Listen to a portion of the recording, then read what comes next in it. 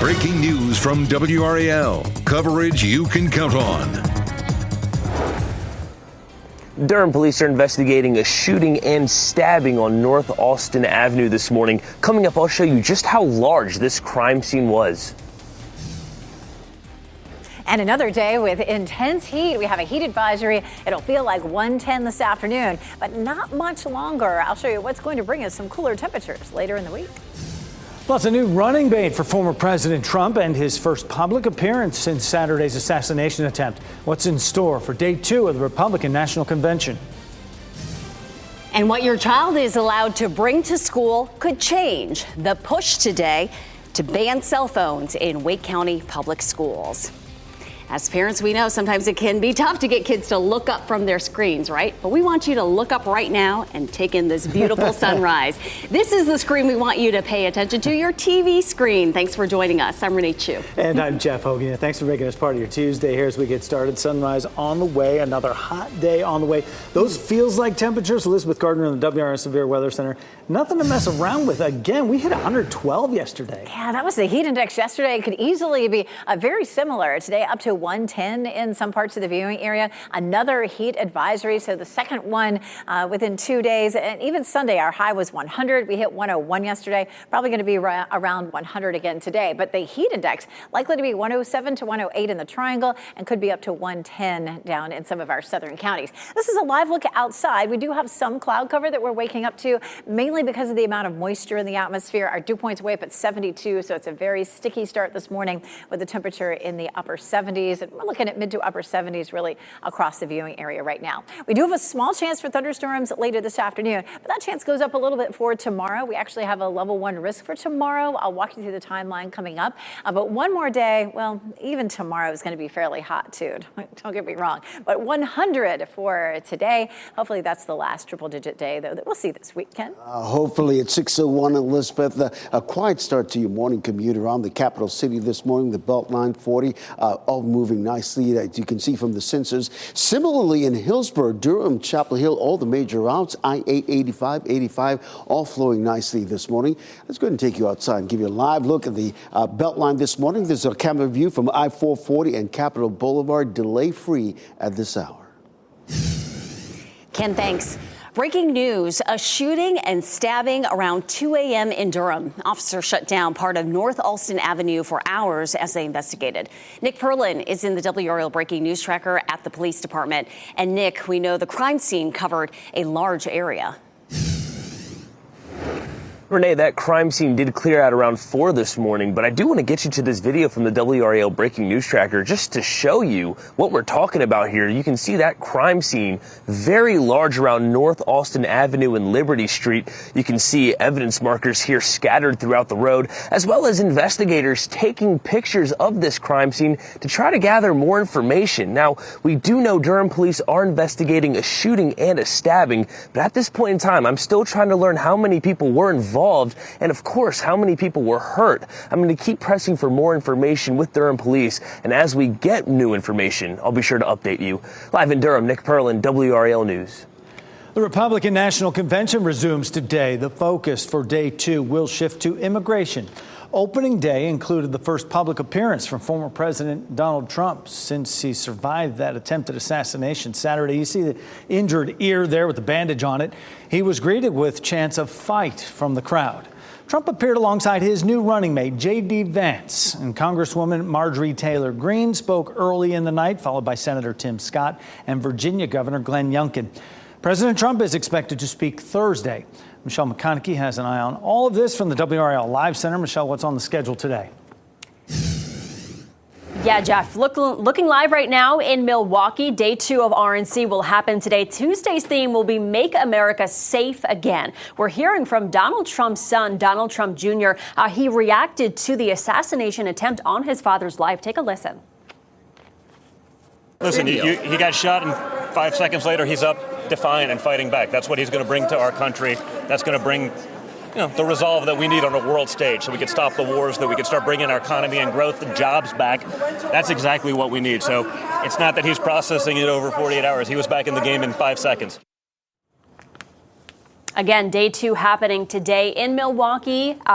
With speakers will focus on supporting law enforcement and also securing the southern border. Everything expected to get started at 5 p.m. And there'll be many more people speaking at the RNC over the next 2 days. You can find a full list of events on WRAL.com.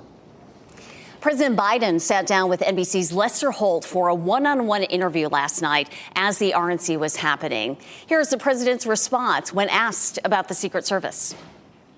Do you have confidence in the Secret Service? Do you feel safe? I feel safe with the Secret Service, but look, and you saw what we did see was the Secret Service who responded risked their lives in responding. They're ready to give their lives to the president.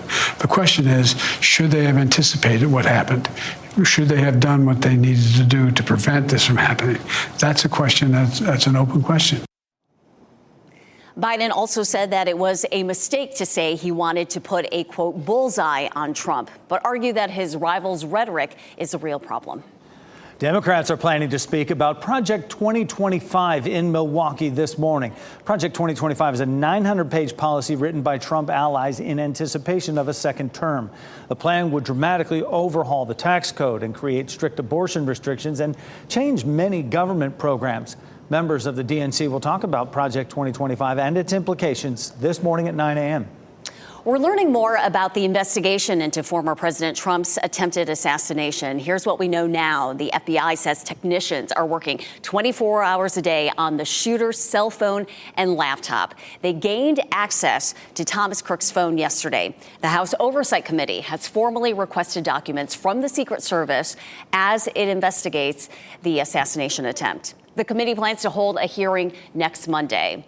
Crooks' former high school counselor told NBC that he was, quote, flabbergasted it was him. The counselor says Crooks was quiet, intelligent, and he never got a call from a teacher about behavior problems.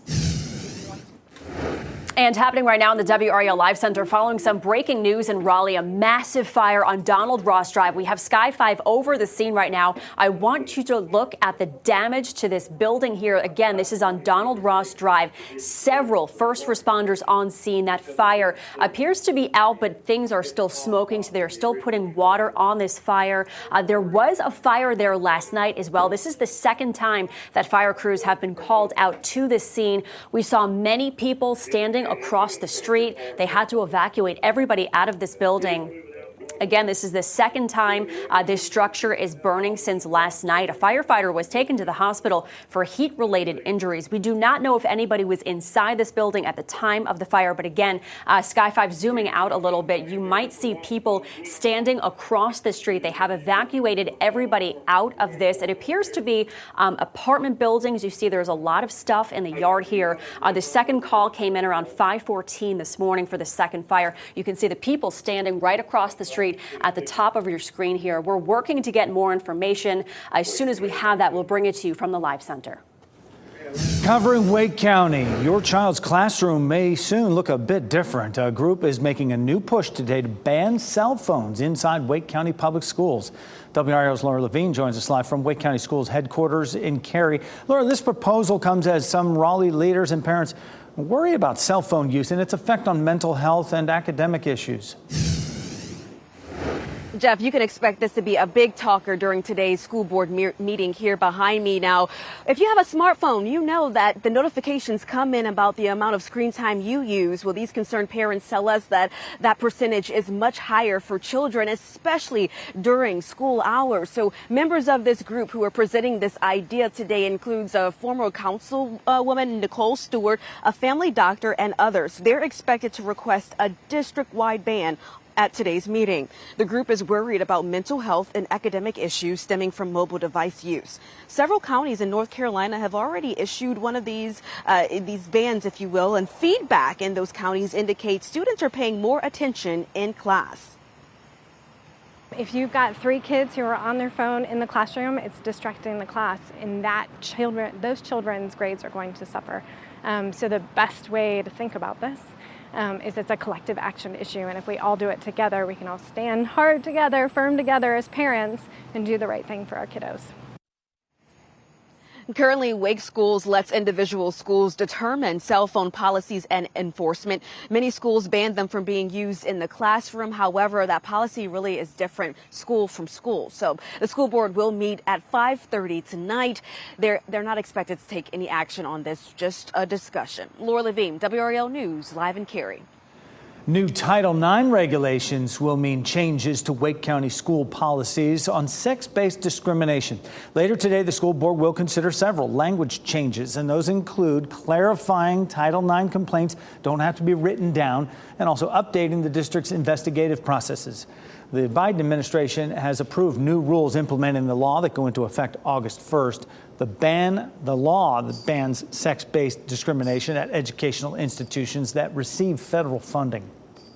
Hundreds of thousands of people are still without power a week after WRAL ripped through Texas. The drastic measures the energy company there is doing to try and get the lights back on in this extreme heat. Plus, we now know who former President Trump chose as his VP pick. What we know about Ohio Senator J.D. Vance. And triple-digit heat one more day, but notice this big drop. I'll show you how much rain we'll see that's going to bring our temperatures down into the 80s.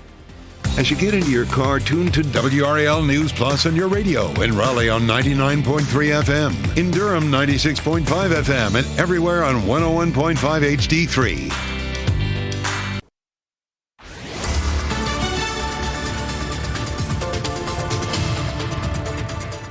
6:13, and yes, we do have another heat advisory in our forecast for today, starting at noon, lasting until 8 o'clock. It could feel like a 110. The purple area is an excessive heat warning, and we were under that for parts of the viewing area yesterday. Officially at RDU, it felt like 112 at the hottest point of the day. Today, cooler, feeling like 107 to 108. You know, I'm sorry, I'm just joking about it, but we are looking at the potential for another very hot day tomorrow, and then everything changes and we'll see much cooler temperatures. There's a small chance for thunderstorms for today, but that chance does go up a little bit tomorrow, and we have a level 1 risk for severe storms, and we'll walk through that coming up. Nice view here in Goldsboro this morning. We're seeing mostly sunny to partly cloudy skies as we get through the day today. Temperatures heading out the door in the mid-70s. And happening now in the WRAL Traffic Center, quiet start to your morning commute. Nothing but green showing up on all our major thoroughfares this morning. Let's go ahead and give a look at outside of the Beltline. This is a look at I-440 and Lake Boone Trail. Traffic flowing nicely in both directions. And Jeff will have another update in less than 10 minutes. Look forward to it, Ken. Thanks. There are almost 150,000 customers in Texas still without power now more than a week after WRAL ripped through that part of the country. And the energy company in the city says 14,000 crew members are working 16-hour shifts to restore power to families across that area.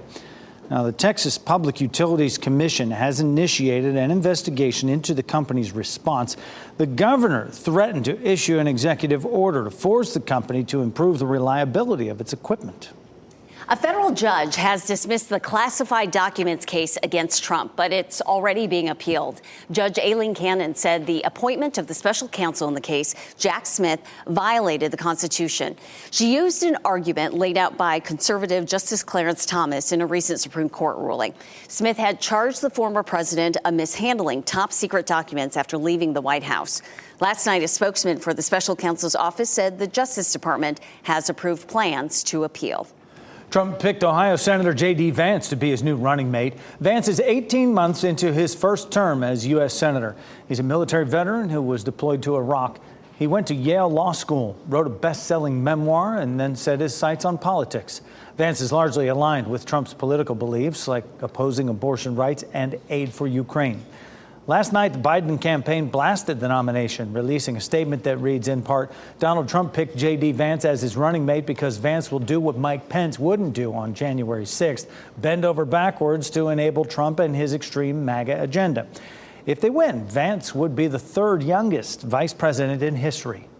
Today marks 25 years since the death of John F. Kennedy Jr. On July 16, 1999, a plane piloted by Kennedy crashed into the Atlantic Ocean near Martha's Vineyard, killing him, as well as his wife, Carolyn Bessette Kennedy, and his sister-in-law. Growing up in the spotlight, JFK Jr. was born just days after his father was elected president. The American people watched closely as he grew up and became a lawyer and started a political magazine. This morning, a look at a new book of stories and memories from John's closest friends. Why does he still live in the American memory? He was the symbol of hope after that horrific tragedy. This country sort of surrounded him and in some ways felt like they were taking care of him for the father he didn't have. NBC correspondent Ann Thompson sits down with JFK Jr.'s former assistant to talk about his enduring legacy. It is all coming up on Today, which starts right here on WRAL at 7. If you find yourself in need of a little retail therapy today, you're in luck, if that's even a thing, right? Amazon is kicking off its 10th Prime Day event today. The two-day sale promises millions of deals from electronics and kitchen appliances to apparel and beauty products. According to Amazon, customers saved nearly $24 billion last year from deals and coupons. The sale runs through tomorrow. Oh, retail therapy is a thing. Sunrise therapy, how about that? Meteorologist Elizabeth Gardner in the WRAL Severe Weather Center with the beautiful color in the sky and, of course, the heat returning in once again. Yes, I'm a fan of forest bathing myself as well. But, boy, today's not a day to do that. Later, though, in the week, the problem is once our temperatures fall, a lot of that's going to be because we're going to see a whole lot of rain. So we're going to walk through that right now. We'll take first a live look at what's happening around the area. Goldsboro looking partly cloudy. Seeing some cloud cover in Apex, a little bit there in Chapel Hill, courtesy of Top of the Hill Restaurant. And, of course, a look at our newsroom there in Fayetteville. All right, so the next front rolls on in here on Thursday. And ahead of it on Wednesday, we'll start to see a little bump up in our chance for scattered thunderstorms. Localized flooding possible, especially for Thursday and Friday, possibly into the weekend as well. But Thursday and Friday right now look like the days that we'll see the heaviest rain.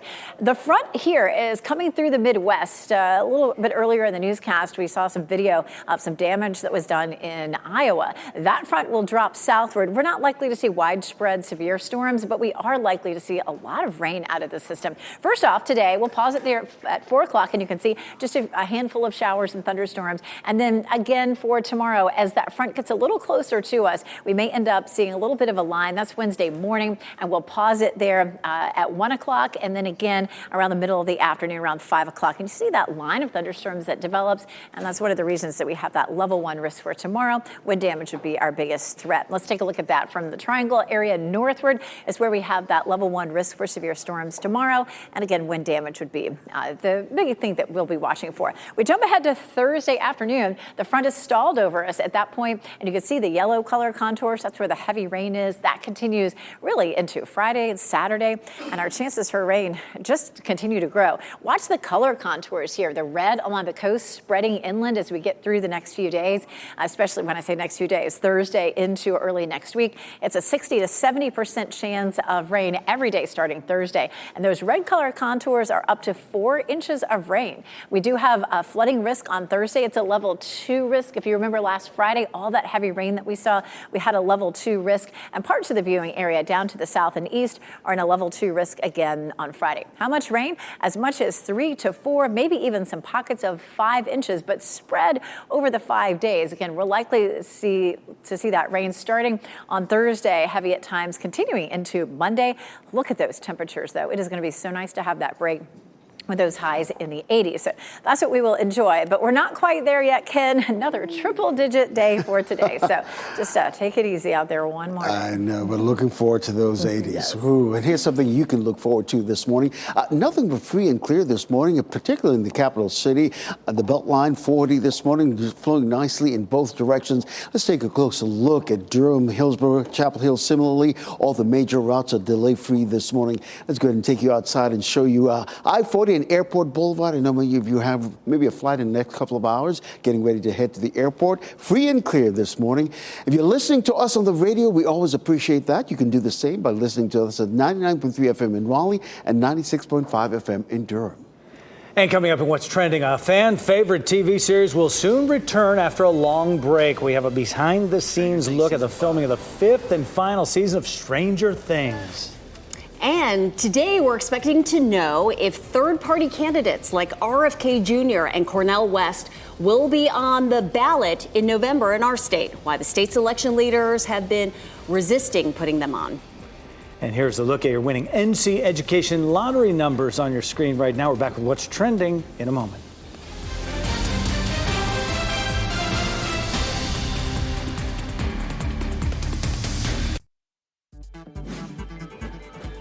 This What's Trending report, sponsored by Rug & Home.